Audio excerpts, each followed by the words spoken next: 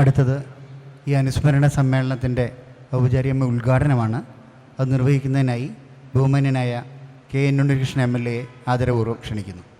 ബഹുമാന്യനായ യോഗാധ്യക്ഷൻ ശ്രീ CICC ജയചന്ദ്രൻ, സ്വാഗതം ആശംസിച്ച അഡ്വക്കേറ്റ് V അജിത് നാരായൺ,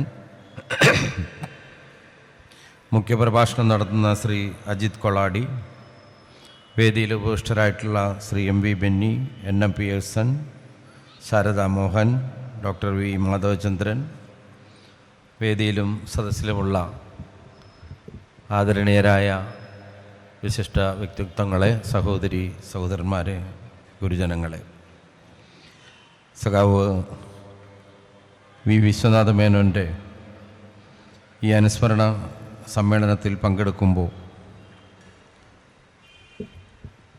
ഇവിടെ ഇരിക്കുന്ന എല്ലാവരുടെയും മുമ്പിൽ അല്ലെങ്കിൽ അവരുടെ മനസ്സുകളിൽ കടലിരമ്പം പോലെ അദ്ദേഹത്തെക്കുറിച്ചുള്ള ഒരുപാട് ഓർമ്മകൾ മനസ്സിലലയടിച്ചു വരുന്നുണ്ടാകും.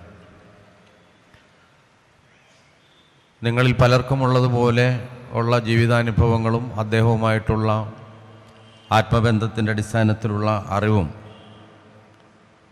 അത്രമാത്രം നേടാൻ കഴിഞ്ഞിട്ടുള്ള ഒരാളല്ലെങ്കിലും ജീവിച്ചിരിക്കുമ്പോൾ അദ്ദേഹത്തെ കാണാനും പരിചയപ്പെടാനും അദ്ദേഹത്തിൻ്റെ രാഷ്ട്രീയ പ്രവർത്തനങ്ങളിൽ നിന്നുമെല്ലാം ആവേശം ഉൾക്കൊള്ളാനും കഴിഞ്ഞ ഒരു എളിയ സാമൂഹ്യ പ്രവർത്തകൻ മാത്രമാണ് ഞാൻ.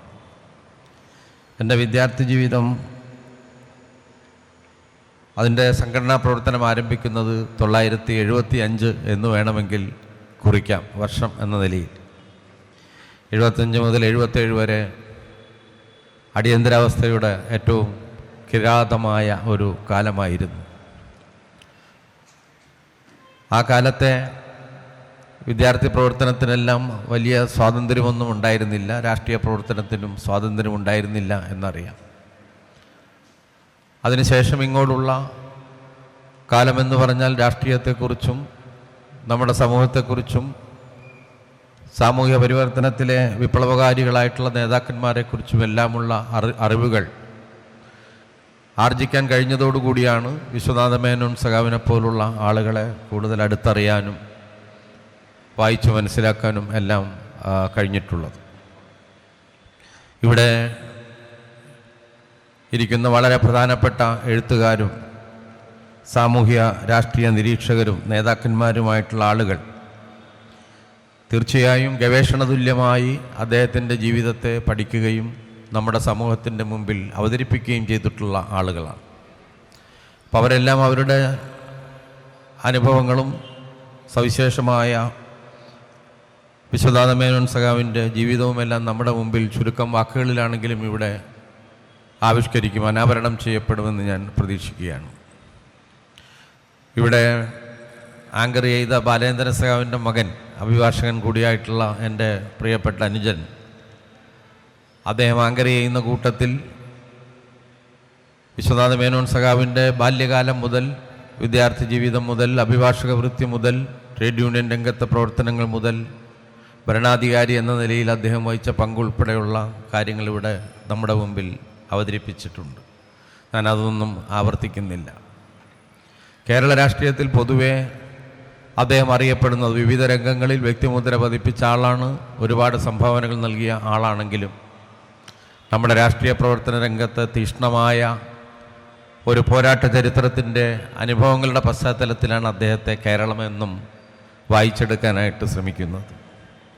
അത് ഒരു മനുഷ്യൻ്റെ ശബ്ദം സംഗീതം പോലെ ആസ്വദിക്കുന്ന സമത്വസുന്ദരമായ ഒരു ലോകത്തെ സ്വപ്നം കണ്ടുകൊണ്ട് നമ്മുടെ നാട്ടിലെ അധ്വാനിക്കുന്നവരും പാർശ്വവൽക്കരിക്കപ്പെട്ടവരുമായിട്ടുള്ള മനുഷ്യരുടെ പോരാട്ടത്തിൻ്റെ ഒരു പ്രത്യേക ഘട്ടത്തിൽ അന്നത്തെ കമ്മ്യൂണിസ്റ്റ് പാർട്ടി ആവിഷ്കരിച്ച് നടപ്പാക്കിയ ഒരു തിസീസിൻ്റെ അടിസ്ഥാനത്തിൽ നടന്ന ഒരു ആക്ഷൻ പ്രോഗ്രാം. അതിലൂടെയാണ് ഏറ്റവും കൂടുതൽ രാഷ്ട്രീയ പ്രവർത്തകരും വിപ്ലവകാരികളും ജനാധിപത്യവാദികളുമെല്ലാം അദ്ദേഹത്തെ കൂടുതൽ വായിച്ചെടുക്കാനായിട്ട് ശ്രമിച്ചിട്ടുള്ളതെന്നാണ് എൻ്റെ പക്ഷം.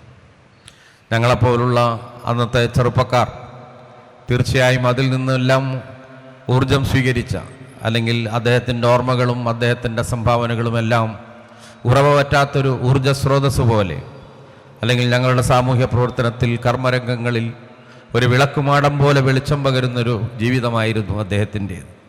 അന്നത്തെ പ്രവർത്തകരിലെല്ലാം ഞങ്ങളെ സംബന്ധിച്ചൊരു മോഡലാണ്. ത്യാഗമനുഷ്ഠിക്കാനുള്ള ഇന്നത്തേതുപോലെയല്ല. ഇന്ന് രാഷ്ട്രീയം ഉദരംപരികളായ ഒരു പറ്റം നേതാക്കന്മാരുടെ ജീവിതവൃത്തിയാണ് രാഷ്ട്രീയമെന്ന് മാറുമ്പോൾ രാഷ്ട്രീയത്തിലൂടെ എനിക്കെന്ത് കിട്ടും എന്ന് ചിന്തിക്കുന്നൊരു തലമുറ കൂടി വരുന്ന ഒരു കാലത്ത് അങ്ങനെയല്ലാത്ത വളരെ നിസ്വാർത്ഥമായ രാഷ്ട്രീയ പ്രവർത്തനത്തിൻ്റെ പാരമ്പര്യമുള്ള ഇദ്ദേഹത്തിൻ്റെ ജീവിതം ഞങ്ങളെ സംബന്ധിച്ചൊരു മോഡലായിരുന്നു. ഒരു നല്ല നാളേക്ക് വേണ്ടിയിട്ടുള്ള പ്രവർത്തനങ്ങളിൽ എന്ത് ത്യാഗവും, പൊതുജനങ്ങൾക്ക് വേണ്ടി എന്ത് ത്യാഗവും അനുഷ്ഠിക്കാൻ, ഏത് പ്രയാസകരമായ കാര്യങ്ങളിലേക്കും എടുത്തു ചാടാനായിട്ടുള്ളൊരു മനോവീര്യം, അത് പോലീസാണെങ്കിലും അല്ലെങ്കിൽ അതുപോലുള്ള മർദ്ദന ഉപകരണങ്ങളുടെ അതിനെല്ലാം തോൽപ്പിക്കാൻ കഴിയുന്ന ഒരു പോരാട്ട വീര്യത്തോടുകൂടി രംഗത്തിറങ്ങാൻ ഞങ്ങൾക്കെല്ലാം ഒരു മോഡലായിരുന്നത് എനിക്ക് മാത്രമല്ല, എന്നെപ്പോലുള്ള ഒരുപാട് ചെറുപ്പക്കാർക്ക് അത് വിശ്വനാഥ മേനോനെ പോലുള്ള സഖാക്കളുടെ നേതൃത്വമാണ് എന്ന് ഞാൻ ഓർമ്മിക്കുകയാണ്. ഞാൻ ഭീകരമായ പോലീസ് മർദ്ദനം ഏറ്റുവാങ്ങിയിട്ടുള്ള ഒരാളാണ്. ത്യാഗത്തിൻ്റെ കണക്ക് പറയാനോ അത് ഉപയോഗപ്പെടുത്തി ഏതെങ്കിലും തരത്തിൽ ജീവിതത്തിൻ്റെ ഏണിപ്പടികൾ കയറുന്നതിനോ ശ്രമിച്ചിട്ടുള്ള ഒരു സാമൂഹ്യ പ്രവർത്തകനല്ല.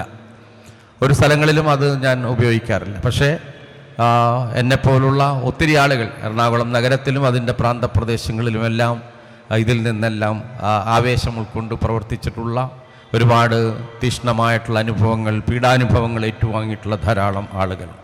അന്നത്തെ ആക്ഷൻ പ്രോഗ്രാം, അന്നത്തെ കമ്മ്യൂണിസ്റ്റ് പാർട്ടിയുടെ തീരുമാനമനുസരിച്ച് അത് തീർത്തും ശരിയായിരുന്നു.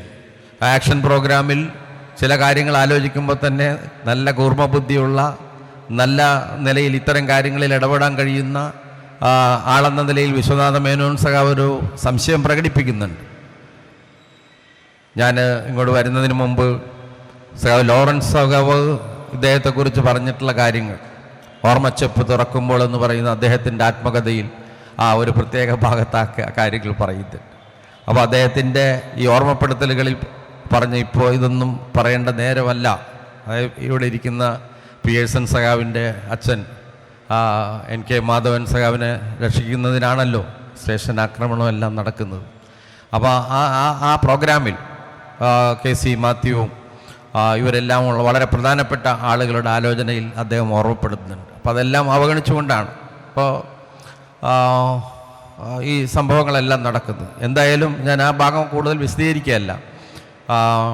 ഇവർ സഹിച്ച ദുരിതങ്ങൾ, അവർ ചൊരിഞ്ഞ ദുരിതങ്ങളും അവർ സഹിച്ചൊരു ത്യാഗവും നമുക്കിന്ന് ആലോചിക്കുമ്പോൾ ചരിത്രത്തിൽ സമാനതകളില്ലാത്ത ഒരു കാലഘട്ടത്തെയാണ് ഇവർ പ്രതിനിധീകരിച്ചിട്ടുള്ളത്.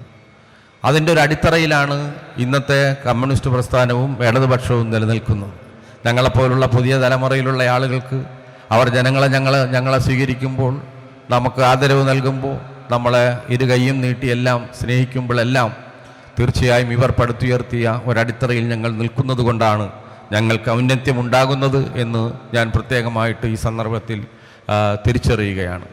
തീർച്ചയായും ഇദ്ദേഹത്തിൻ്റെ സംഭാവനകൾ, വിശ്വനാഥ മേനോൻ അദ്ദേഹത്തിൻ്റെ സംഭാവനകൾ നമ്മുടെ രാഷ്ട്രീയ പ്രവർത്തനത്തിൻ്റെ മേഖലയിൽ മാത്രമല്ല, ഭരണത്തിൻ്റെ മേഖലയിൽ, പ്രത്യേകിച്ച് ധനകാര്യമന്ത്രി ആയിരിക്കുന്ന സന്ദർഭത്തിൽ എറണാകുളം നഗരത്തിൻ്റെ വിവിധ മേഖലകളിൽ അദ്ദേഹം നടപ്പാക്കിയിട്ടുള്ള ഒരുപാട് പരിഷ്കാരങ്ങളെല്ലാം അതിൻ്റെ തുടർച്ച തന്നെയാണ് നമ്മുടെ നാടിൻ്റെ വികസന പ്രവർത്തനങ്ങളിൽ, അല്ലെങ്കിൽ തുടർന്ന് നമ്മുടെ സമൂഹം വളർന്നു വികസിക്കേണ്ടതിലുള്ള ഒരു വികസന പരിപ്രേക്ഷ്യത്തിന് കൂടുതൽ അടിത്തറ പാകിയതെല്ലാം അദ്ദേഹത്തിൻ്റെ ഉൾപ്പെടെ സംഭാവനകളാണ്. അതെല്ലാം ഈ സന്ദർഭത്തിൽ ഞാൻ നന്ദിയോടുകൂടി ഓർമ്മിക്കുകയാണ്. തീർച്ചയായും സഖാവിനെ പോലുള്ള ആളുകളുടെ അഭാവം ഇന്ന് നമ്മുടെ സമൂഹം ഏറ്റവും കൂടുതൽ നേരിടുന്ന ഒരു പ്രധാനപ്പെട്ടൊരു ഘട്ടമാണ്.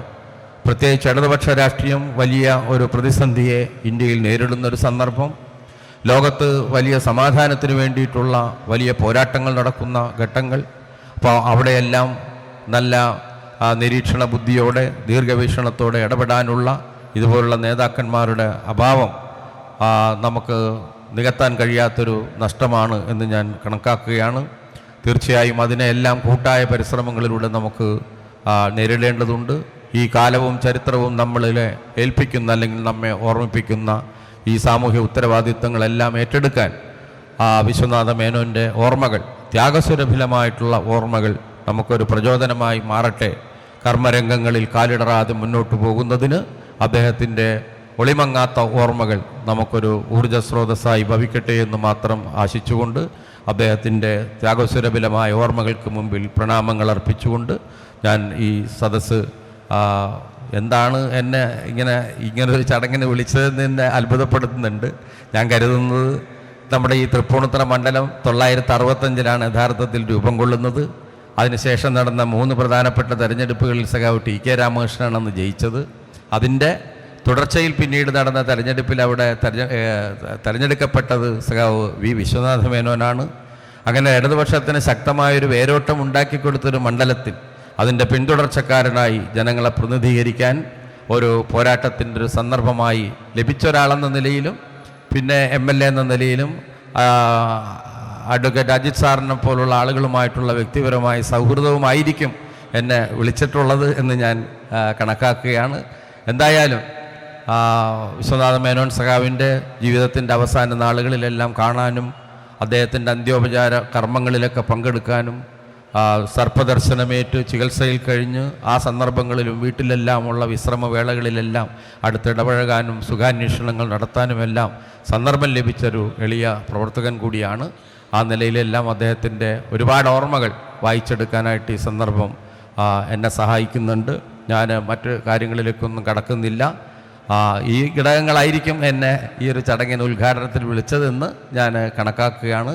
എന്തായാലും സഖാവ് വിശ്വനാഥ മേനോൻ ഉൾപ്പെടെയുള്ള ആളുകൾ കൊളുത്തിവെച്ച സാമൂഹ്യ വിപ്ലവത്തിൻ്റെ ദീപശിഖ അത് കെടാതെ കാത്തു സൂക്ഷിക്കാനും തൃപ്പൂണിത്തുറയുടെ പാരമ്പര്യം നാളെ 12 മണിക്ക് ശേഷം അത് മുന്നോട്ട് കൊണ്ടുപോകാനുള്ള കരുത്തും ശേഷിയും എനിക്കുണ്ടാകുമെന്നുള്ള പ്രത്യാശയോടുകൂടി ഈ വളരെ സൗഹൃദമായിട്ടുള്ള ഈ ശാന്തമായ ഈ അന്തരീക്ഷം, നമ്മുടെ മനോഹരമായ ഈ സന്ധ്യയിൽ നടക്കുന്ന അനുസ്മരണ സമ്മേളനം എല്ലാവരുടെയും അംഗീകാരത്തോടു കൂടി ഇതിൻ്റെ ഉദ്ഘാടന കർമ്മം ഞാൻ നിർവഹിച്ചതായി അറിയിക്കുന്നു. എല്ലാവർക്കും എൻ്റെ വിനീതമായ നമസ്കാരം.